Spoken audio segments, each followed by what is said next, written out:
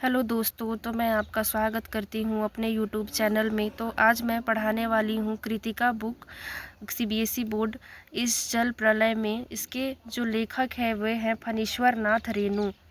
तो फणीश्वर नाथ रेणु अपने बचपन के कुछ बातों को यहाँ बताने वाले हैं।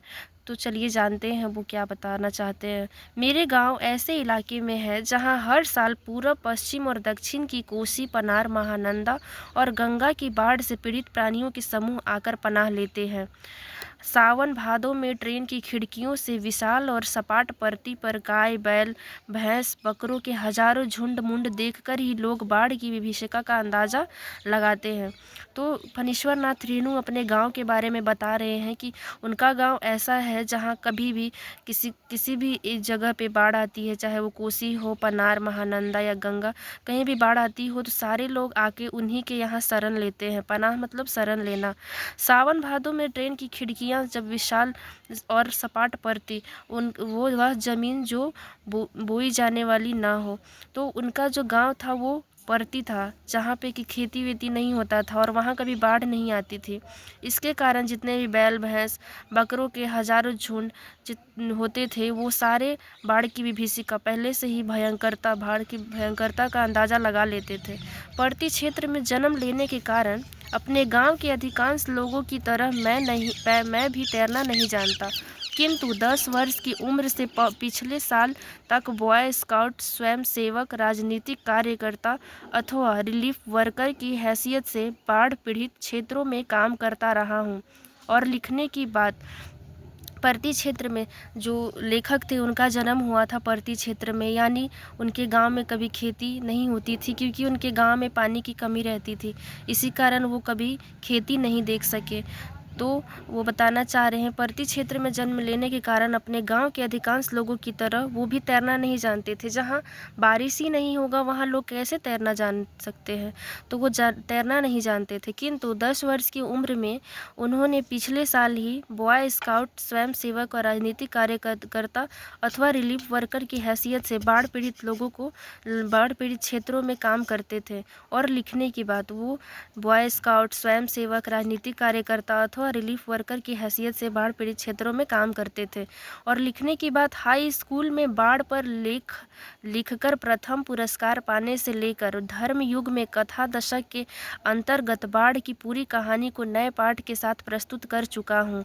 जय गंगा 1947, डायन कोसी 1948, हड्डियों का पुल 1948 आदि छुट-पुट रिपोर्टर्स के अलावा उन्होंने बहुत से बाढ़ पीड़ित क्षेत्रों में काम किया था, जैसे रिलीफ वर्कर, स्वयंसेवक, राजनीतिक के रूप में।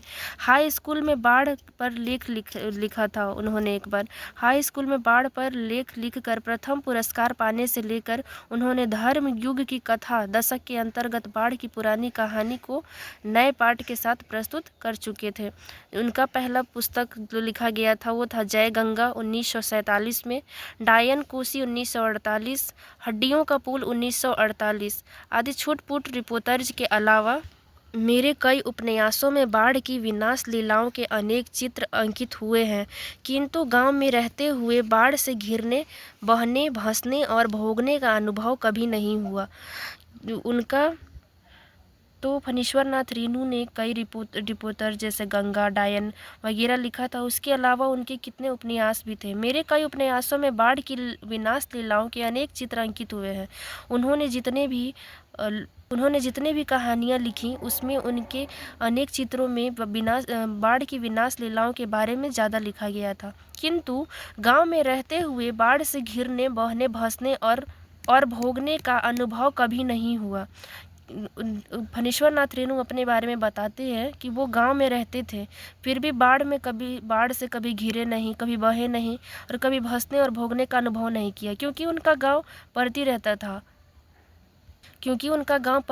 था। उनके गांव में कभी बारिश नहीं होती थी, जिसके कारण उन्होंने कभी बाढ़ नहीं देखा और न ही बाढ़ से घिरे, न ही बहने का उनका कभी नौबत आया, न ही भोगे ये सब चीज़ों को। वह तो पटना शहर में सन 1967 में हुआ, जब 18 घंटे की अविराम वृष्टि के कारण पुनपुन का पानी राजेंद्र नगर, कंकड़बाग तथा अन्य निचले हिस्सों में घुस आया था।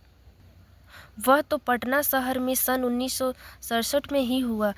वह जब 18 घंटे की अविराम वृष्टि के कारण पुनपुन का पानी राजेंद्रगढ़, कंकड़बाग तथा अन्य निचले हिस्सों में घुस आया था। वह पटना शहर में 1967 में ही देखे थे कि क्या होता है बाढ़, और 18 घंटा लगातार अविराम वृष्टि हो रही थी, जिसके कारण पुनपुन का पानी जो था राजेंद्रगढ़, कंकड़बाग तथा अन्य निचले हिस्सों में घुस आया था। अर्थात बाढ़ को मैंने भी भोगा है शहरी आदमी की हैसियत से। इसीलिए इस बार जब बाढ़ का पानी प्रवेश करने लगा, पटना का पश्चिमी इलाका छाती भर पानी में डूब गया, तो हम घर में ईंधन, आलू, मोमबत्ती, दिया सलाई, पीने का पानी और कंपोज की गोलियां जमा कर बैठ गए और प्रतीक्षा करने लगे। उन्होंने कभी बाढ़ को देखा नहीं था, लेकिन वो जब पटना गए तो उन्होंने बाढ़ का अनुभव किया।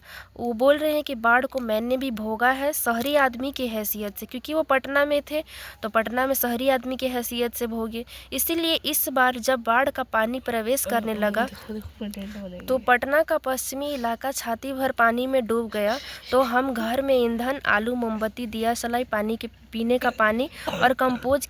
तो जब पानी पटना का पश्चिमी इलाका में अगर छाती भर डूब गया तो हम घर में, वो पहले से ही सोच रहे थे कि अगर वहाँ पे पटना में बाढ़ अगर इस बार फिर से आता है तो लेखक ने सोचा था कि इस बार अगर बाढ़ आता है तो पहले से ही वो अपने घर में ईंधन, आलू, मोमबत्ती, दिया सलाई, पीने का पानी और कंपोज की गोलियां जमा कर बैठ गए और प्रतीक्षा करने लगे। वो सोचे कि इस बार अगर जब पटना में बाढ़ आता है तो हम अपने घर में पहले से ही सारा सामान को रख लेंगे ताकि हम बाढ़ की व्यवस्था अच्छी तरीके से कर सके। ठीक है दोस्तों, तो आज के लिए मैं इतना ही पढ़ाती हूँ। बाकी की वीडियो मैं कल नेक्स्ट टाइम में बनाऊंगी, तो आप लोग मेरे चैनल को लाइक और सब्सक्राइब कर दीजिए। आप ही लोग के लाइक और सब्सक्राइब से मैं आप लोगों के लिए ज़्यादा से ज़्यादा नोट्स बनाकर और वीडियो को तैयार करके आप लोगों के एग्ज़ाम की तैयारी के लिए लाऊंगी। ठीक है, धन्यवाद।